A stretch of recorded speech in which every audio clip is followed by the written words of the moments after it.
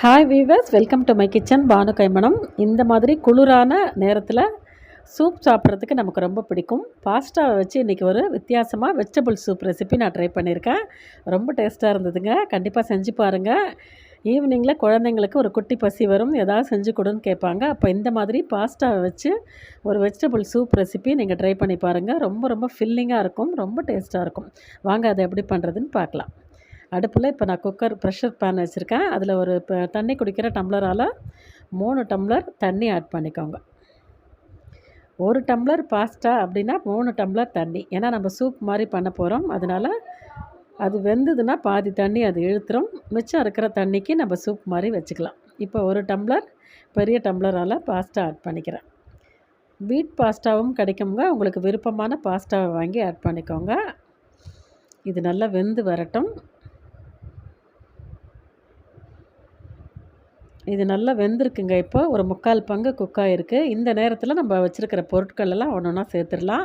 இப்போ இதுக்கு தேவையான உப்பு சேர்த்துக்கோங்க, கல் உப்பு. அப்போ தான் அதில் பிடிக்கும். ஒரு துண்டு இஞ்சி, ஒரு 2 பல் மலைப்பூண்டு, 2 பச்சை மிளகா குட்டியாக, ஒரு கப்பு பட்டாணி, ஒரு கப்பு கேரட்டு, ஒரு 3 பீன்ஸ் எடுத்து குட்டியாக கட் பண்ணி சேர்த்துருக்கேன். கேரட்டு மட்டும் ஒரு முழு கேரட்டு, எண்ணிக்கையில் ஒரு 3-4 பீன்ஸ் எடுத்துக்கோங்க. பட்டாணி ஒரு கப்பு சேர்த்துருக்கேன், ஃப்ரெஷ் பட்டாணி.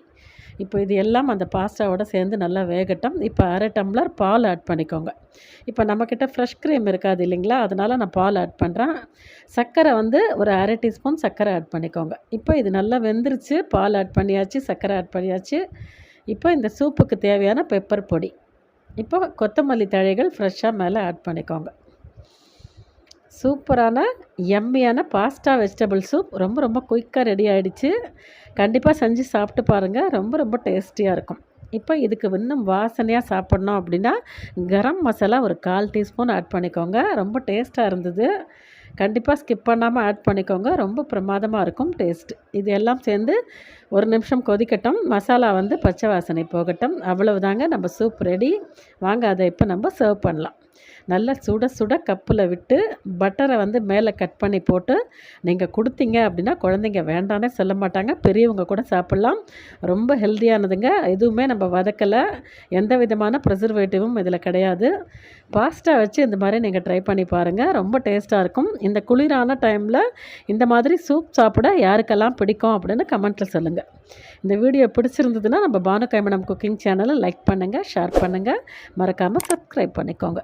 தேங்க்ஸ் ஃபார் வாட்சிங்.